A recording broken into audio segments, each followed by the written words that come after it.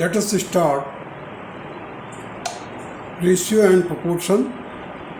If the ratio of A to B is equal to the ratio of C to D, then the four quantities are said to be proportional or in proportion. You see, A is to B is equal to C is to D. The extreme A and D are known as extreme terms, and B and C are known as middle terms or mean. And this can also be written like A by B is equal to C by D. This is by cross multiplication we can say A into D is equal to B into C. If two quantities are proportional, they are proportional when taken inversely.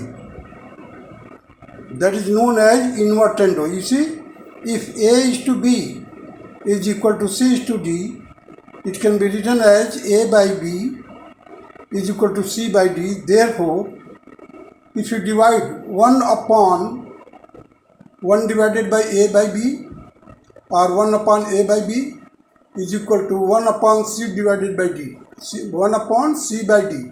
This implies that B by A will be equal to D by C. That is known as invertendo. This is the property of proportion. When taken alternately, if A is to B equal to C is to D, then A is to C equal to B is to D. Alternando. You see here, because A is to B, A by B is equal to C by D given. Therefore, A by B has been multiplied by B by C, and C by D is also multiplied by B by C.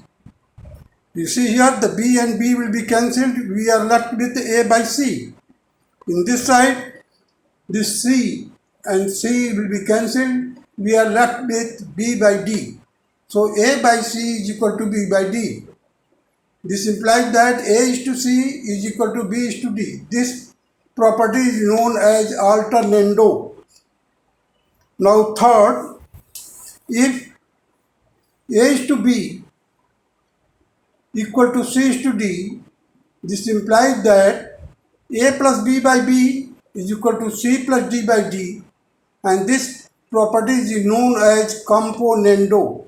This can be proved by this: A by B plus 1 equal to C by D plus 1. So, you take the LCM B, so A plus B by B. Similarly here, C plus D by D. So, this is known as componendo. Now, the fourth property, if A is to B is equal to C is to D, then A minus B to B, A minus B upon B will be equal to C upon C minus D upon D. This property is known as dividendo. So A by B minus 1 equal to C by D minus 1, and just solve it, you will get A minus B by B is equal to C minus D by D. Corollary, if A is to B is to B is equal to C is to D, then A is to A minus B is equal to C is to C minus D. You see, I read again. A is to A minus B is equal to C is to C minus D. Then this property is known as convertendo. You see, it can be proved here. A by B is equal to C by D. So, A minus B by B, that was the dividendo. We have already proved it by dividendo.